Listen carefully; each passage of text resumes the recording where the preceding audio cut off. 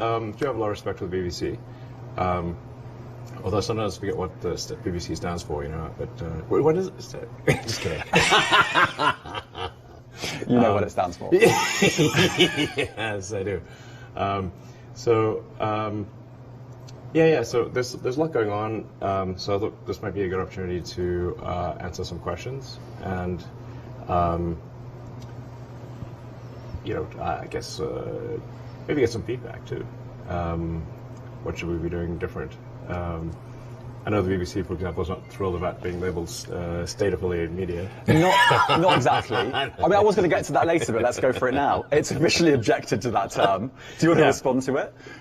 So our goal is simply to have, to be as truthful and accurate as possible. So I think we're adjusting the label to be publicly funded, which I think is perhaps not too objectionable. We're trying to be accurate.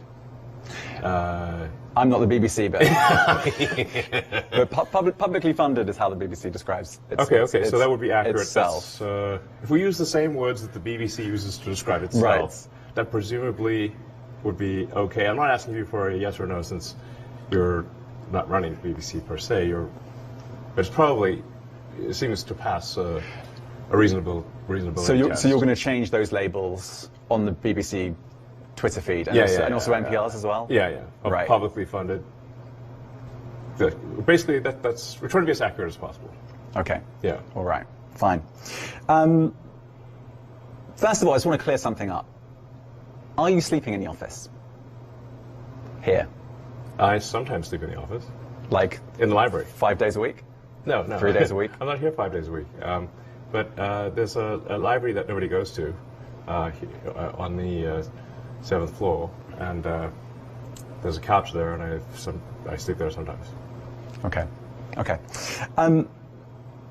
In terms of the general overview, the reason why I think you've agreed to do this is because you wanted to talk about the first 6 months as chief executive owner of Twitter.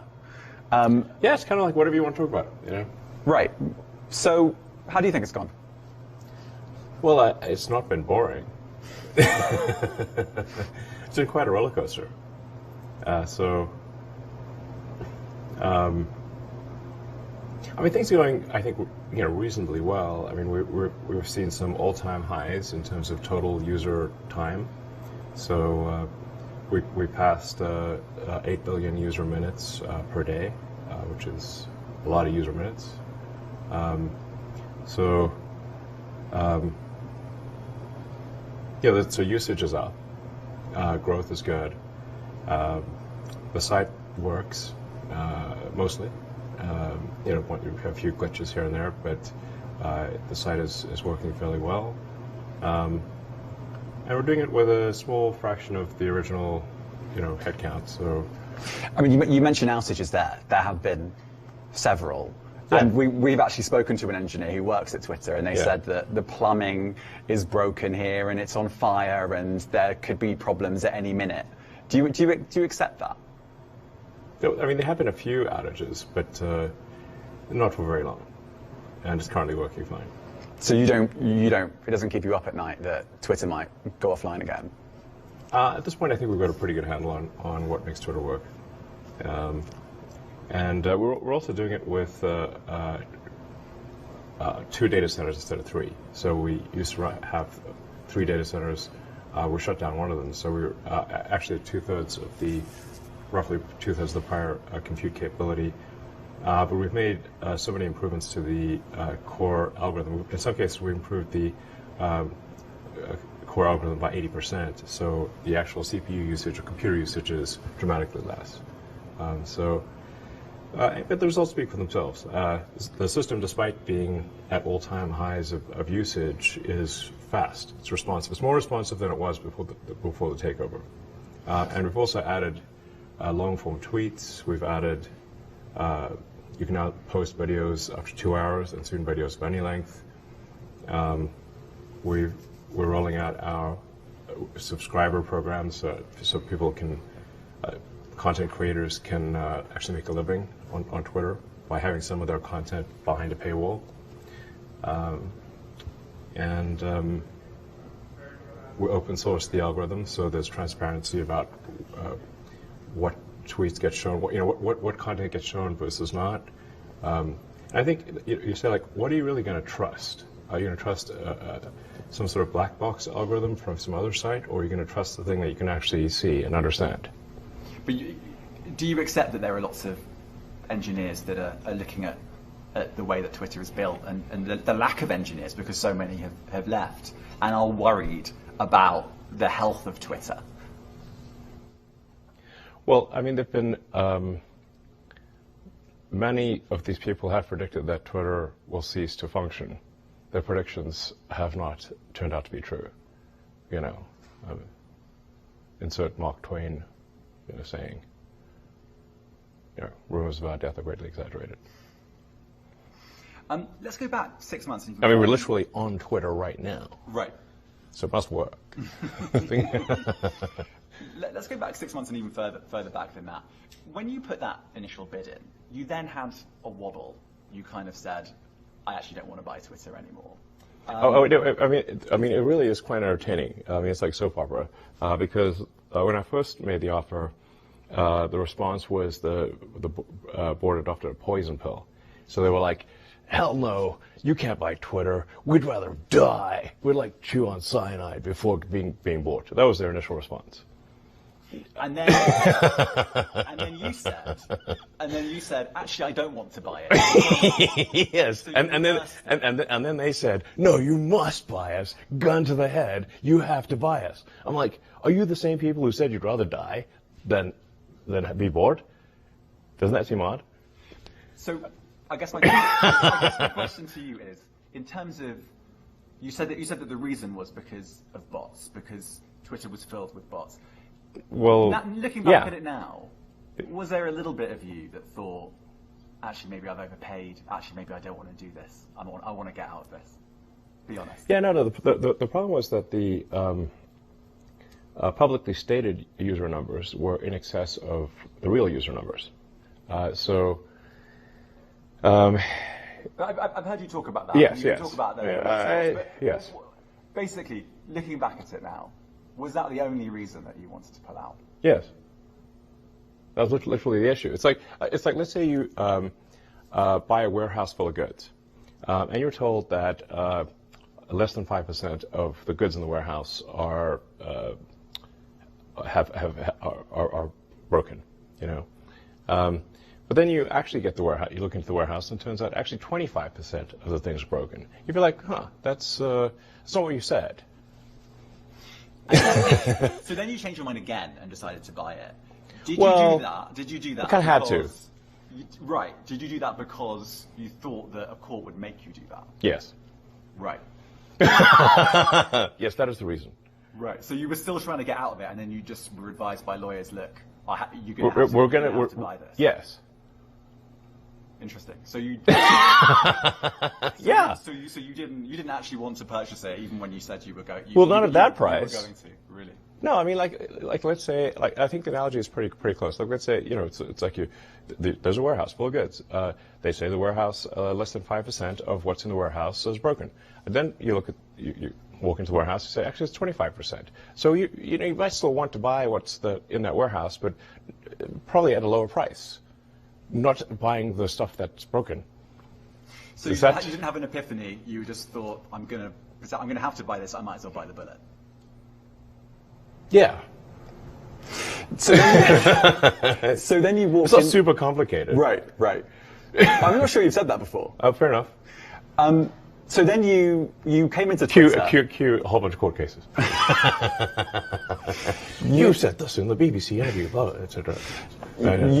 So you then came into Twitter with a sync. What were your first impressions? Well, I thought, wow, this is a really nice office building. And expensive. Yes, a very expensive office building. Great decor. It's a lovely place. I mean, and definitely is spending money like it's going out of fashion, which it isn't quite going out of fashion yet. So, No, I mean, the gravity of the situation is perhaps not well understood. At the point at which the company, the transaction closed, Twitter was tracking to lose over $3 billion a year. And had $1 billion in the bank. So that's 4 months to death. So this is your starting position. How would you feel? Pretty intense, you know. We also had to borrow quite a lot of money and pay interest on that too. Well, that's why part of why it was a $3 billion run rate. So, in rough numbers, a normal year Twitter would do, say, let's say $4.5 billion in revenue, $4.5 billion in cost. I mean, it was really kind of like a non-profit. They'd run it at roughly break even. Now, but that's not bankruptcy. You're not saving that company from bankruptcy. No, it's breaking even. But then the issue is that if you then add $1.5 billion in debt servicing and have a massive drop in revenue, which we did, which was partly cyclic and partly political concerns and whatever. So revenue, call it dropped by over a third. It's not, and this is not just Twitter. Facebook and Google have also seen some significant advertising revenue declines. It's been a little higher at Twitter, but most of the advertisers are coming back. So I think we'll be back where there's a cyclic demand drop, which is still pretty significant. But in rough numbers, revenue dropped from $4.5 billion to $3 billion, and expenses went from $4.5 billion to $6 billion, creating a $3 billion negative cash flow situation, and Twitter having $1 billion in the bank. That's 4 months to live. So unless drastic action was taken immediately, this company's going to die and be owned by banks. Let's talk about that drastic action, because almost immediately you sacked a lot of Twitter workers. And I spoke to them. It was very easy to speak to them when it happened. And the way they said, pretty much everyone said, is that it felt quite haphazard. It was. And it felt a little bit uncaring. I wouldn't say uncaring. The issue is like the company's either going to go bankrupt, or if we do not cut costs immediately. You sacked a lot of Twitter workers. And I spoke to them. It was very easy to speak to them when it happened. And the way they said, pretty much everyone said, is that it felt quite haphazard. It was. And it felt a little bit uncaring. I wouldn't say uncaring. The issue is like the company's either going to go bankrupt, or if we do not cut costs immediately. This is not a caring, uncaring situation. It's like if the whole ship sinks, then nobody's got a job. Right. Yeah. But a lot of people just lost their jobs like that. And they weren't. They didn't even know they'd lost their jobs often. They just were just so let me frozen out ask of you, their accounts. what would you do? Well, you might want to give someone some notice.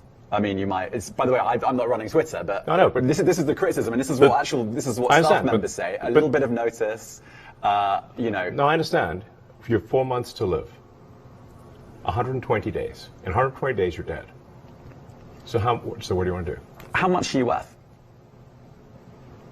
I don't know. But we're talking about around the $200 billion mark. I mean, it's not quite. You're framing it in a way that it had a few months to live. You're quite a rich man. I sold a lot of Tesla stock to close this deal. I did not want to sell the Tesla stock. Okay. Do you have any regrets on the way that some of the staff were let go? I mean, people were given 3 months of severance, some cases more. So, but we're like I said, the companies need to run on their own cognizance, and it's not so easy for me to sell stock as people might think. I have to sell stock during certain periods. I can't sell stock during other periods. So there are only brief windows where I can sell Tesla stock. And then this is often taken as some lack of faith in Tesla. And in fact, the Tesla stock sales caused the Tesla stock to plummet, which is not good. Do you think those two were connected? Well, the people couldn't parse the difference between I'm selling Tesla stock because I've lost faith in Tesla, which I haven't, or that it's desperately needed for Twitter?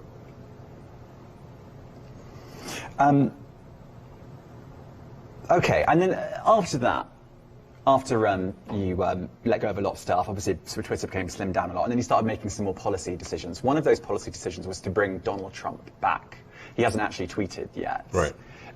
Do you expect him to come back at any point? Like, have you spoken to him? I haven't spoken to him. I don't know. He may or may not come back. But the point is that Twitter should be a town square that is gives equal voice to the whole country and ideally the whole world. It should not be a partisan politics, and the more of a partisan politics that are on the very far left of the spectrum. San Francisco, Berkeley politics normally is quite niche, but if Twitter effectively acted as a megaphone for very niche regional politics and megaphone that to the world. So, in order for something to serve as a digital town square, it must serve all people from all political persuasions, provided it's legal. Close to half the country voted for Trump. I wasn't one of them. I voted for Biden. But nonetheless, free speech is meaningless unless you allow people you don't like to say things you don't like. Otherwise, it's irrelevant. And if at the point at which you lose free speech, it doesn't come back. I think the issue some people have is that a lot of people were brought back. I mean, some people were brought back who were previously banned for spreading things like QAnon conspiracies. You have people like Andrew Tate who were brought back, who were previously banned for things like hate speech. Do you think you prioritize freedom of speech over misinformation and hate speech? Well, who's to say that something is misinformation? Who's the arbiter of that? Is it the BBC? You're literally asking me? Yes. Well, no, you are the arbiter on Twitter, because you own Twitter. Yes, I'm saying who is to say that one person's misinformation is another person's information? At the point at which you say that there is this is misinformation, like who is going to decide that? But you accept that misinformation can be dangerous, that it can cause real-world harms, that it can potentially cause... Yes, so the point I'm trying to make is that the BBC itself has, at times, published things that are false. Do you agree that that has occurred? I'm quite sure the BBC have said things before that turn out to not be true. Correct. In its, whatever it is, 100-year history, I'm quite sure. Yes. Even if you aspire to be accurate, there are times when you will not be. Right, but I think in the grand scheme of things, the BBC does aspire to be accurate. But you accept there has to be a line in terms of hate speech. I mean, you're not looking at total 100% unrestricted speech. Well, I mean, I generally am of the opinion that if the people of a given country are against a certain type of speech, they should talk to their elected representatives and pass a law to prevent it. So, for example, you cannot advocate murdering someone. That's illegal in the United States, and everywhere, really, I suspect. So there are limits to speech. I mean, I guess taking your argument to a logical conclusion then, do you accept that there's more misinformation on the platform if it's not being policed in the same way? I actually think there's less these days because we've eliminated so many of the bots which were pushing scams and spam. And previous management turned a blind eye to the bots because their bonuses were tied to user growth. And if your compensation is tied to user growth, well, you're not going to look too closely at some of the users. That's part of the problem. So I think we've got less misinformation because we don't have the bot problem that we used to do. And we also have given a lot of attention to community notes, which corrects, with community itself, corrects misinformation. It's been very effective. I would only just add that we have spoken to people who have been sacked that used to be in content moderation, and we've spoken to people very recently who were involved in moderation, and they just say there's not enough people to police this stuff, particularly around hate speech in the company. What hate speech are you talking about? I mean, you use Twitter, right? Do you see a rise in hate speech? I mean, But just a personal anecdote, like what do you? I don't. personally, for you, I would see I get more of that kind of content, yeah, personally. But I'm not going to talk to the rest of for the rest of Twitter. So you But see more personally, hate speech personally. I would say I would see more hateful content in that. Content you don't like or hateful? What do you mean to describe a hateful thing? Yeah, I mean, just content that will solicit a reaction, something that may include something that is slightly racist or slightly sexist, those kinds of things. So you think if something is slightly sexist, it should be banned? No, Is that what you're saying? I'm not saying anything. I'm saying. Well, I'm just curious. I'm trying to understand what you mean by hateful content, and I'm asking for specific examples. And you just said that if something is slightly sexist, that's hateful content. Does that mean that it should be banned? Well, you've asked me whether my feed, whether it's got less or more. I'd say it's got slightly more. That's why I'm asking for examples. Can you name one example? I honestly don't use. Honestly, I You don't. can't name a single example. I'll tell you why. Because I don't actually use that for you feed anymore. Because I just don't particularly like it. But you and said actually, a lot of people are quite similar. I only look at hang on a second. my You said you've seen following. more hateful content, but you can't name a single example, not even one. I'm not sure I've used that feed for the last 3 or 4 weeks. And Well, then how did you see the hateful content? Because I've been using Twitter since you've taken it over for the last 6 months. Okay, so then you must have at some point seen for you hateful content. I'm asking for one example. Right. And you can't give a single one. And I'm saying Then I say, sir, that you don't know what you're talking about. Really? Yes, because you can't give me a single example of hateful content, not even one tweet, and yet you claimed that the hateful content was high. Well, that's false. No, what I claimed... You just lied. What I claimed was there are many organizations that say that kind of information is on the rise. Now, whether it has on my feed or not... I mean, right, and literally if you look at something one. like the Strategic Dialogue Institute in the UK, they will say that. So look, people will say all sorts of nonsense. I'm literally asking for a single example, and you can't name one. Right, and as I already said, I don't use that feed. But then how would you know that? I don't think this is getting anywhere. You literally said you experienced more hateful content, and then couldn't name a single example. Right, and as I said, that's absurd. I haven't actually looked at that feed. Then how would you know there's hateful content? Because I'm saying that's what I saw a few weeks ago. I can't give you an exact example. Let's move on. We only have a certain amount of time. COVID misinformation. You changed the COVID misinformation. Has rules. BBC changed its COVID misinformation? The BBC does not set the rules on Twitter, so I'm asking you. No, I'm talking about the BBC's misinformation about COVID. I'm literally asking you about, you changed the labels, the COVID misinformation labels. There used to be a policy, it then disappeared. Why do that? Well, COVID is no longer an issue. Does the BBC hold itself at all responsible for misinformation regarding masking and side effects of vaccinations, and not reporting on that at all? And what about the fact that the BBC was put under pressure by the British government to change its editorial policy? Are you aware of that? This is not an interview about the BBC. Oh, you thought it wasn't? I see now why you've done Twitter Spaces. I am not a representative of the BBC's editorial policy. I want to make that clear. Let's talk about something else. You want to talk about the BBC? You too. All right, let's talk about something else. You weren't expecting that. Let's talk about something else. Narendra Modi. The BBC did a documentary about Narendra Modi and his leadership during the riots in Gujarat. We then believe that some of that content was taken off Twitter. Was that at the behest of the Indian government? I'm not aware of that particular situation. So you're not sure? I don't know. I don't know about that. What exactly happened with some content situation in India. The rules in India for what can appear on social media are quite strict. And we can't go beyond the laws of a country. But do you get that if you do that, you incentivize countries around the world to simply pass more draconian laws? No. Look, if we have a choice of either our people go to prison or we comply with the laws, we will comply with the laws. The same goes for the BBC. Okay.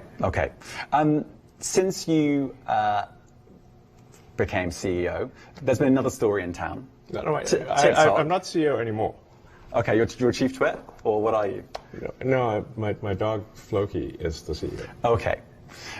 He's taken over. I saw that. Yes. Okay, so TikTok has also been in the news. There's talk of perhaps the Biden administration wanting to potentially ban it or force a sale. What's your view of the situation? I don't really use TikTok.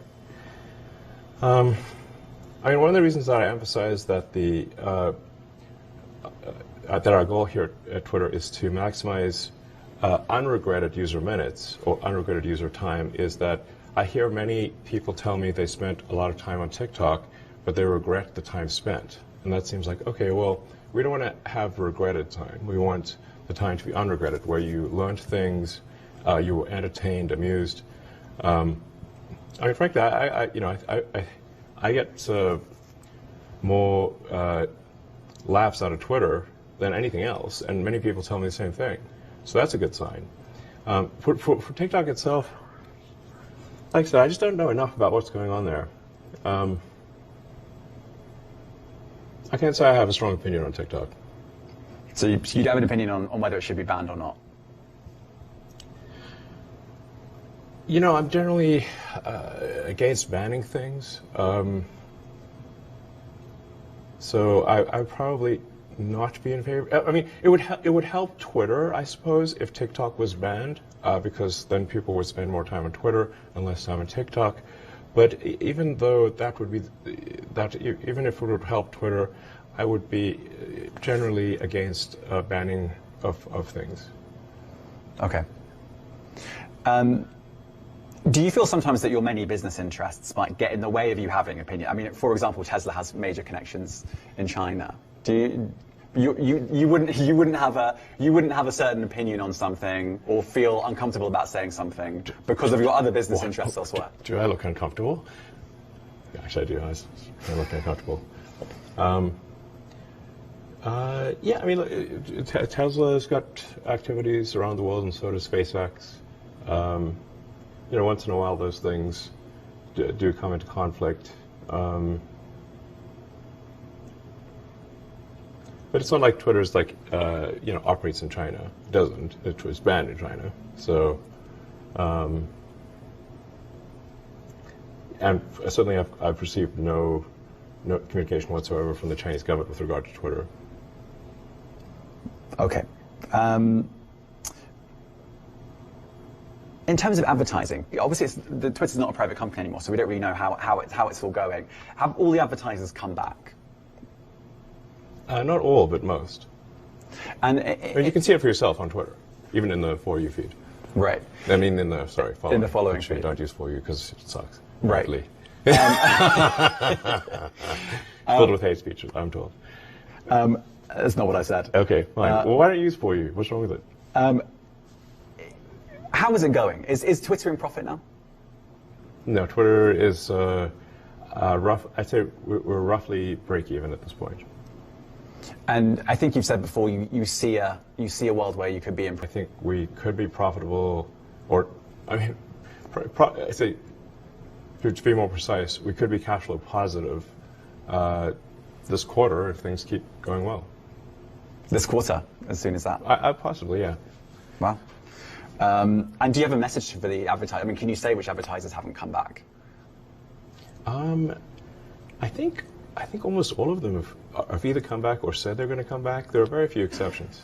Can you say any of the exceptions? I actually don't know of anyone who said definitively they're not coming back. They're all sort of trending towards coming back. But there are some that just haven't. Jump in, the water's warm. It's great. That's your message to the advertisers who haven't come back. Yeah, I mean, look, you know, if Disney feels comfortable advertising, you know, children's movies, and Apple feels comfortable advertising iPhones, those are good indicators that Twitter is a good place to advertise. I want to talk about if you have any regrets, and you know, I think you were booed at a Dave Chappelle concert. I think your own lawyer said a little. Well, some say a little, some say a bit more. I think your own lawyer said you couldn't get a fair trial in San Francisco because there are lots of people that don't necessarily like you here. Yeah, but I have to say I was wrong. He was wrong, I guess, because I was acquitted by the San Francisco jury unanimously. So, yeah. But I guess. But look, do you have any regrets buying Twitter? I think it was something that needed to be done. I mean, you said it's been earlier quite that difficult, you know. I'd say that the pain level of Twitter has been extremely high. This hasn't been some sort of party, so it's been really quite a stressful situation, for the last several months. Not an easy one. But apart from the pain, I mean, so it's been quite painful. But I think at the end of the day, it should have been done. I think. Were there many mistakes made along the way? Of course, but all's well that ends well, and so I feel like we're headed to a good place. We're roughly break even. I think we're trending towards being cash flow positive very soon, like literally in a matter of months. The advertisers are returning. I think the quality of recommended tweets has improved significantly, and we've taken a lot of feedback from people that have looked at the open source recommendation algorithm, and we've made a lot of improvements even since that was made open source, and we're going to keep doing that. So overall, I think the trend is very good. So, I mean, it was actually something I was going to ask you. You mentioned the pain, but you actually tweeted. I think in February you said the last 3 months have been extremely tough. I wouldn't wish that pain on anyone. Are you talking emotionally there? I mean, yeah. Can you explain? I wasn't stabbed or anything. Right. Like some people around here, it's just dangerous neck of the woods we're in. It is, or it can be. But can you just talk me through the emotional strain of this? Yeah, I mean, look, I've been under constant attack. I mean, it's not like I, have a stone cold heart or something like that. If you're under constant criticism and attack, and then that gets fed to you nonstop, including through Twitter, it's rough, Now, at the end of the day, I kind of think that if you do lose your feedback loop, that's actually not good. So I think it is actually important to get negative feedback. I don't turn replies off, and I actually I removed my entire block list, so I don't block anyone either. So somebody can, so I get a lot of negative feedback. But I think it's actually good to get negative feedback. Right. When you talk about the emotional strain, you've gone back to feedback. Is that the thing that's been most difficult to take, the sort of negative feedback? Yeah, I mean, if the media is writing non-stop stories about why you're a horrible person, I mean, it's hurtful, obviously. I'm interested. I've written down a lot of these questions, but I haven't written this one down. But it's interesting. It feels like you have quite a kind of interesting relationship with the media, because in some ways you're quite skeptical, quite critical, certainly, of established media, but also you kind of get hurt by what the media writes, and you seem to. You do get your news still from the BBC, as you've already said. So I literally follow the BBC on Twitter. So do you feel you have a kind of odd relationship with the media? Yes. Go on, explain. No, it is somewhat of a love-hate relationship, although, I mean, it might be tilted a bit more towards the hate. But I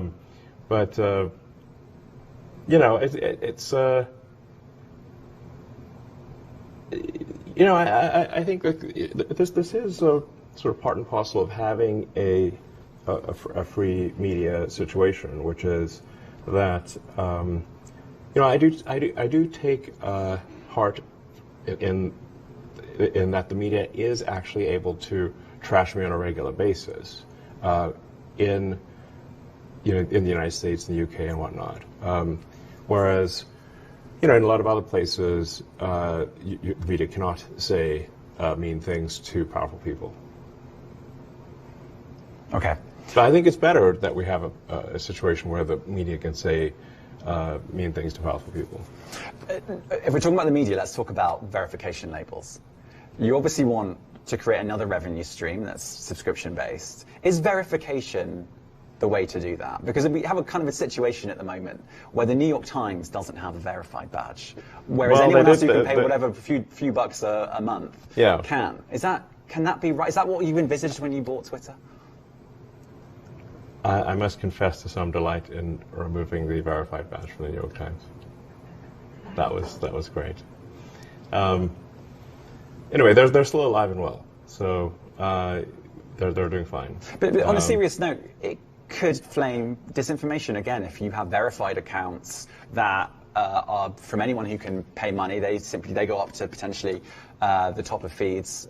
They get more action on Twitter, and traditional media that may not pay for verification doesn't. Do you see how that could potentially be a driver of misinformation? Well, I mean, I think the media is a driver of misinformation much more than the media would like to admit that they are. I mean, that's a different question. Yeah, but you are sort of saying like who knows best, the average citizen or someone who is a journalist. And I think in a lot of cases it is the average citizen that knows more than the journalist. In fact, I mean, very often when I see an article about something that I know a lot about, and I read the article, and it's like they get a lot wrong. Sort of the best interpretation is someone who doesn't really understand what's going on in industry, has only a few facts to play with, has to come up with an article. Now, it's going to be, it's not going to hit the bullseye. So then, like, generally, this is how I explain this to other people. If you read an article about something that you know about, how accurate is that article? Now, imagine that is how essentially all articles are.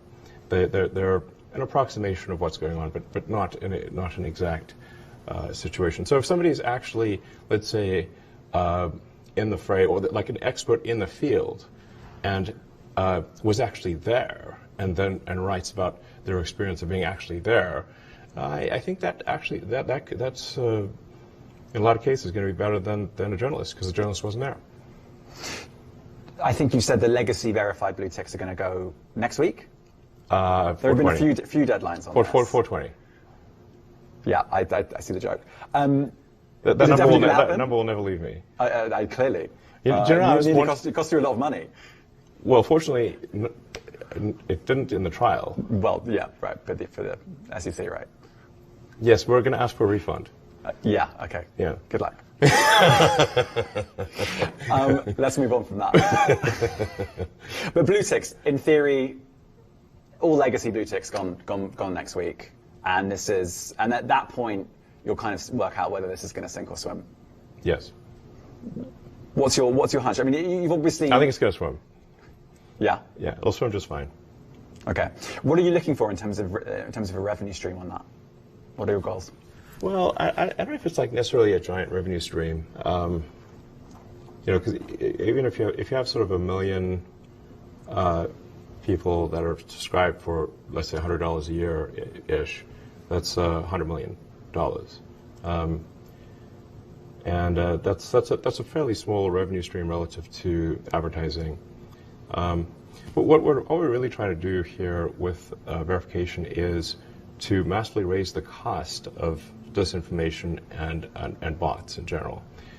So my prediction is that any social media company that does not insist on paid verification will simply be overwhelmed by advanced AI bots. I mean, ChatGPT is essentially a zillion instances of ChatGPT. How would you even know? Is that really what you want on the platform? Do you want big news organizations being overwhelmed by bots so that they have to pay you some money? No, the point is that you won't be. If you pay. But a lot of organizations have already said they're not going to pay, like the New York Times. Well, then, that's up to them if they, can make them pay. It's a small amount of money, so I don't know what their problem is.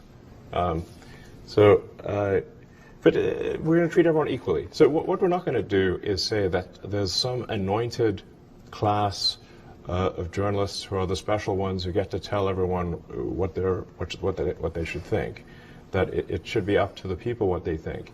And even if an article is completely accurate and comprehensive and everything, there's still in writing that article, the media is choosing the narrative. They're deciding what to write an article about.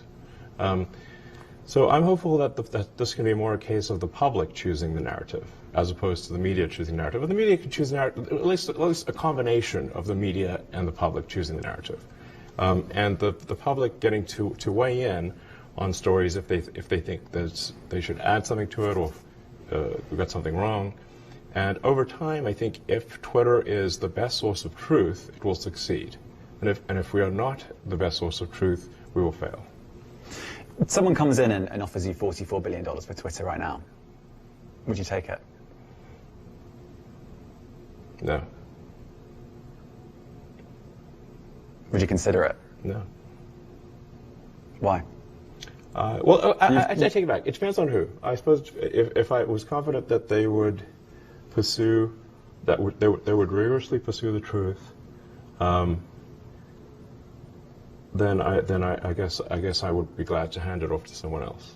I don't care about the money really, but I do want to have some source of truth that I can count on, and I hope that's our aspiration with Twitter, is to have a source of truth that you can count on.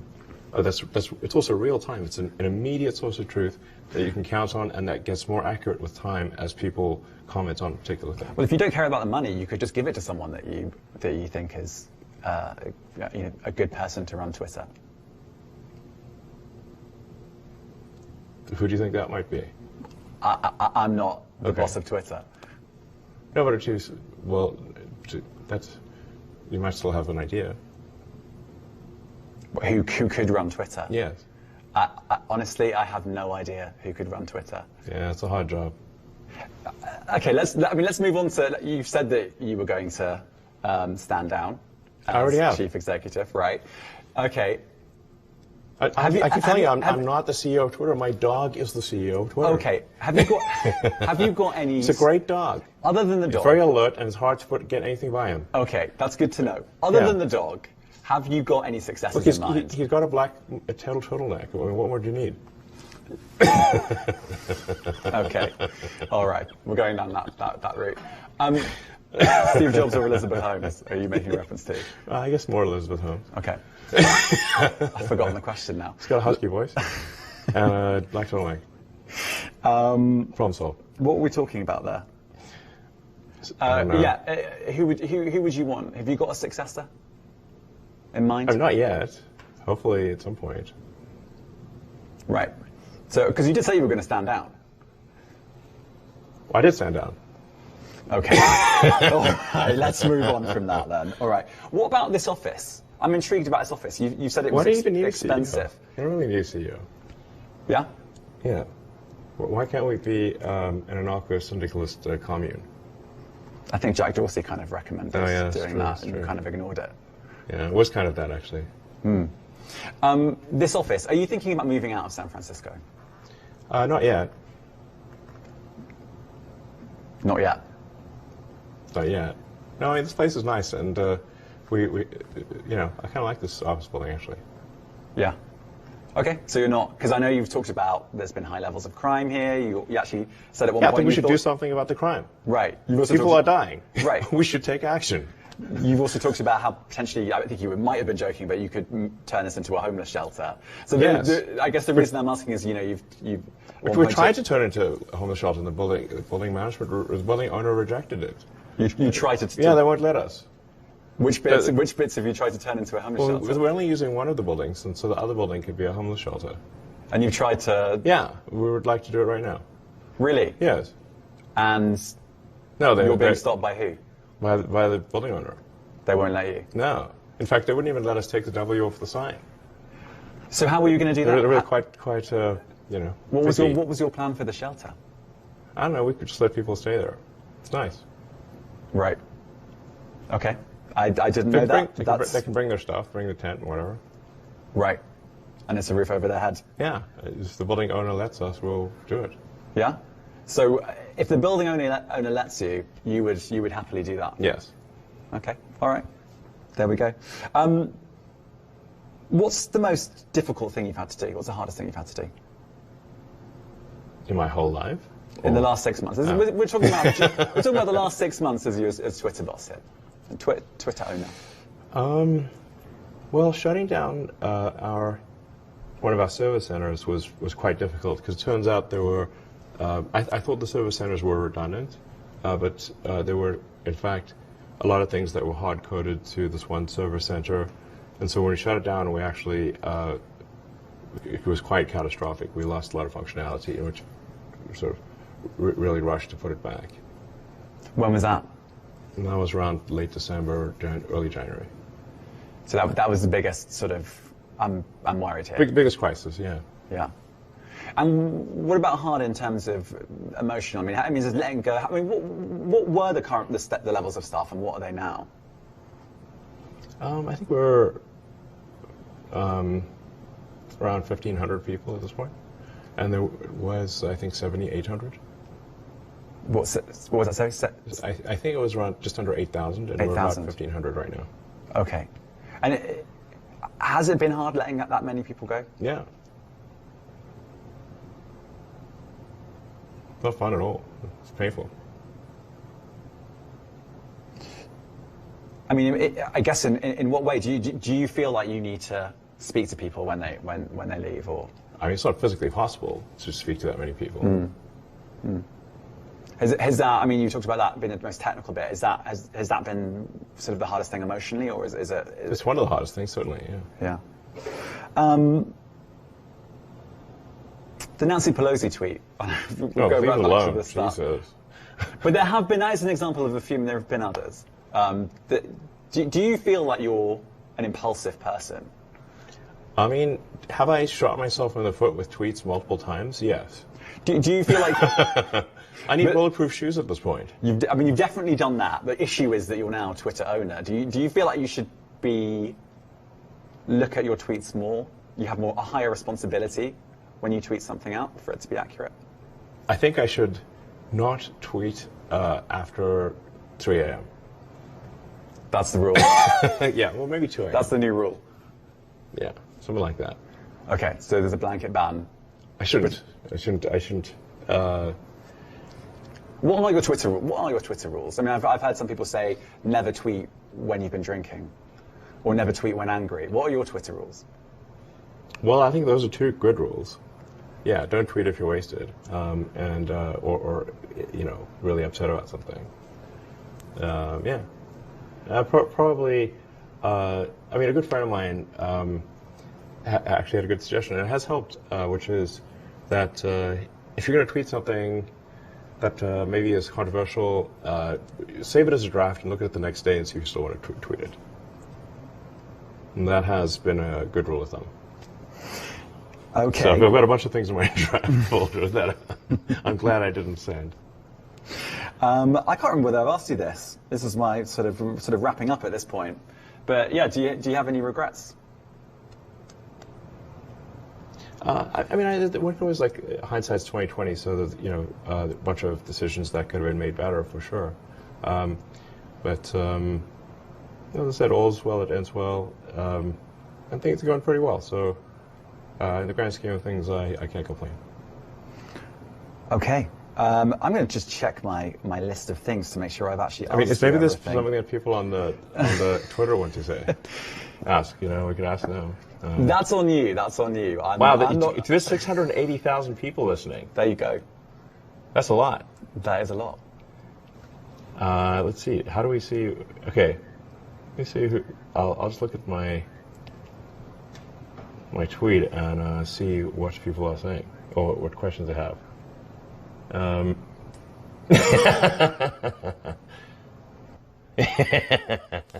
Do you like the BBC? Do you like BBC? Okay, yeah, we're not going to do this. Oh, I can't interview you? Obviously, I work for the BBC. So But do you like BBC? I know. I see what you're doing. I'm not going to respond to that. Okay, I think we can finish the interview there. If you want to continue, thank you very much. Well, Elon, for come doing on. this. I really appreciate it. Why, sure, you like BBC. Come on. I'm not engaging. All right, Elon. It honestly has been a pleasure talking to you. Well, it really has. And if you want to carry on answering questions on this, then go for it. But I'm not going to. Okay. Well, I'm just trying to see if there's like any good. There's a lot of comments here. I can imagine.